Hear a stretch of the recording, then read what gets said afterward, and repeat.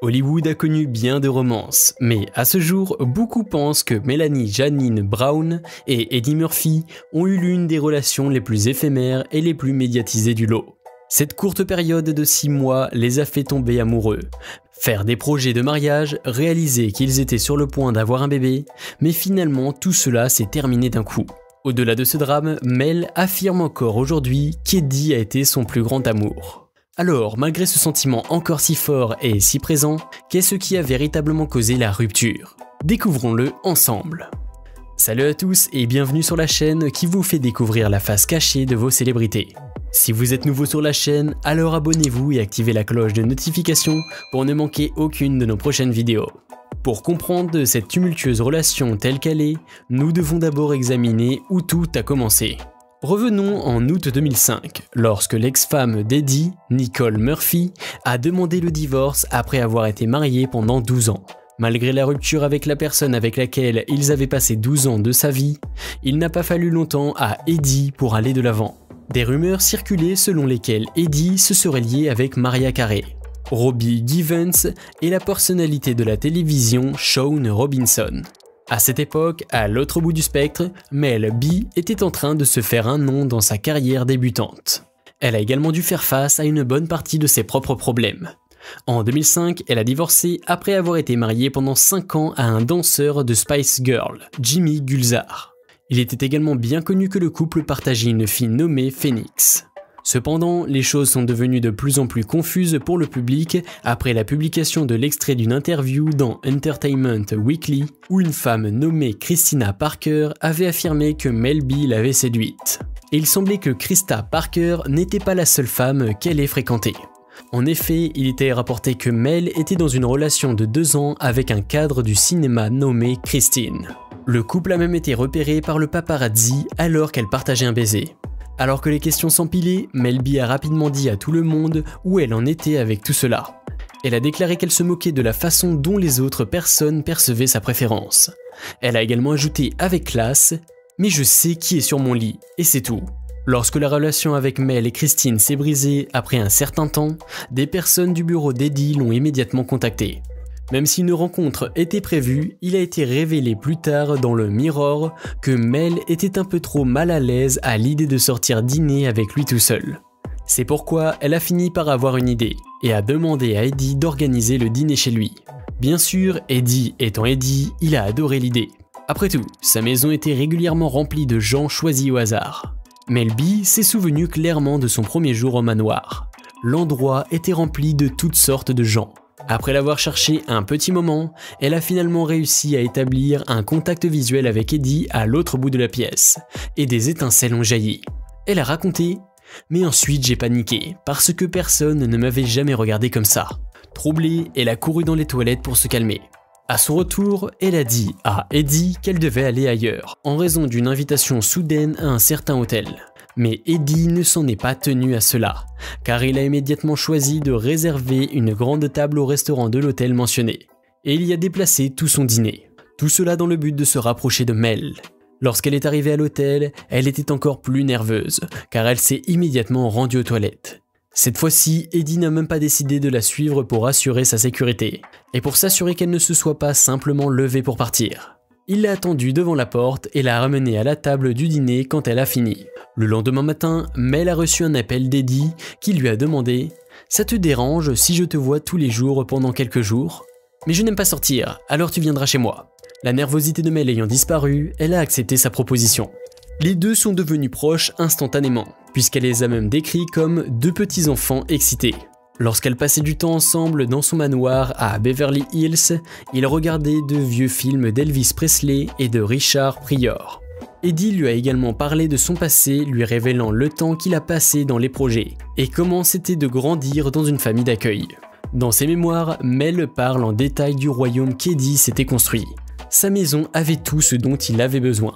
Stevie Wonder s'y arrêtait pour jouer du piano et Denzel Washington était un invité régulier. Chaque soir à 18 h, le chef personnel d'Eddie préparait un festin somptueux pour tout le monde. Il n'a pas fallu longtemps pour qu'Eddie commence à considérer Mel B comme faisant partie de son cercle restreint, et il a immédiatement commencé à être généreux avec elle. Il lui a donné la possibilité de se faire conduire dans sa Rolls-Royce. et lui a même donné une carte de crédit à utiliser, affirmant qu'il serait heureux qu'elle en profite. Cependant, Mel a affirmé qu'elle lui avait rendu sa carte en quelques semaines. Bien entendu, cela n'a pas arrêté Eddie, puisqu'il a fini par lui dire qu'il voulait se marier et avoir des enfants avec elle, quelques semaines après l'avoir rencontrée. Finalement, ils sont devenus si proches qu'ils se sont même fait des tatouages correspondants sur le haut de leurs cuisses. Au bout de 6 semaines, ils ont décidé d'essayer de devenir intimes.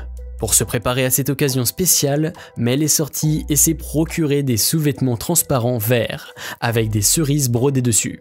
Lorsqu'elle a évoqué leur première fois, elle a dit « C'était comme de la poésie, chaque contact, chaque baiser, chaque sens hors du monde ». Chaque matin, Eddie s'assurait de dire à Mel qu'elle était incroyable et qu'elle était la femme la plus belle du monde.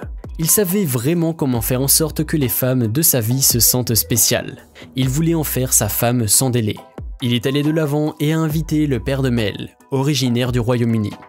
Pour cela, il a réservé une salle à manger dans l'un des hôtels les plus hauts de gamme, les plus populaires de Beverly Hills. Il a demandé au père s'il pouvait épouser sa fille, et bien sûr, comme il s'agissait d'Eddie Murphy, lui-même le père a immédiatement dit oui. Mel a déclaré qu'elle était très heureuse puisque son père a dit oui, car elle avait déjà pris la liberté de concevoir la plus belle alliance chez Cartier. Ils sont allés de l'avant et ont planifié la date de leur mariage pour Noël 2006. Au fil des mois et des jours précédant le mariage, Mel a parlé au Mirror et a affirmé qu'Eddie n'avait jamais hésité à la rendre heureuse.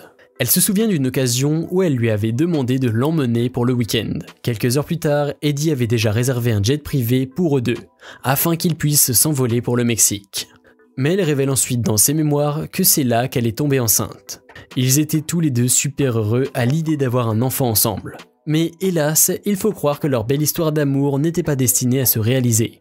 Eddie devenait de plus en plus autoritaire. Elle a même fait remarquer qu'il lui accordait rarement de quitter la maison. Lorsqu'elle voulait prendre l'air en sortant boire un café, Eddie demandait plutôt à un membre de son personnel de lui rapporter. Mais elle a également déclaré qu'elle trouvait insupportable de rester dans la maison d'Eddie en raison de la foule qui y régnait. Il y avait toujours des gens autour, et elle savait très bien que beaucoup d'amis d'Eddie avaient des choses pas très gentilles à dire sur elle. Ils ne supportaient pas vraiment la présence de Mel, puisqu'ils l'ont même traitée de simple chercheuse d'or. Et comme si cela ne suffisait pas, on a même entendu parler de bagarres entre elle et la mère d'Eddie. Avec le temps, Mel a commencé à détester les règles strictes qu'Eddie avait imposées à son entourage, car elle s'est rendue compte que sa vie privée était inexistante. À une occasion particulière dont elle se souvient, elle a acheté des tampons pour elle-même, mais l'achat a été rapporté à Eddie. Elle a également affirmé qu'Eddie faisait surveiller ses soirées entre amis. Il a même insisté pour effectuer lui-même des réservations de vol dont elle avait besoin pour se déplacer. Elle a poursuivi en disant « Je ne contrôlais rien.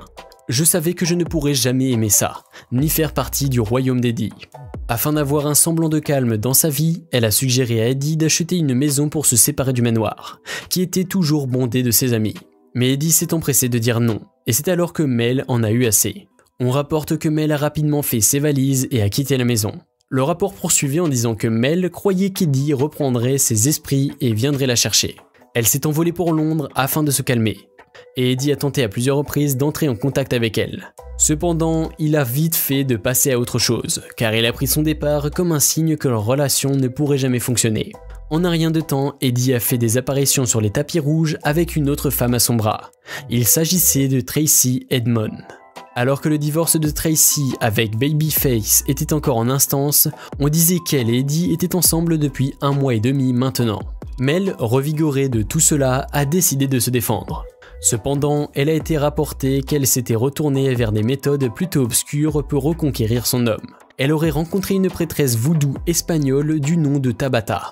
Mel aurait pris part à un rituel au cours duquel elle a noté les noms de toutes les personnes impliquées dans sa situation, a placé le papier et ses sous-vêtements avec une paire de boxeurs d'Eddie dans un bocal, qui a ensuite été enterré.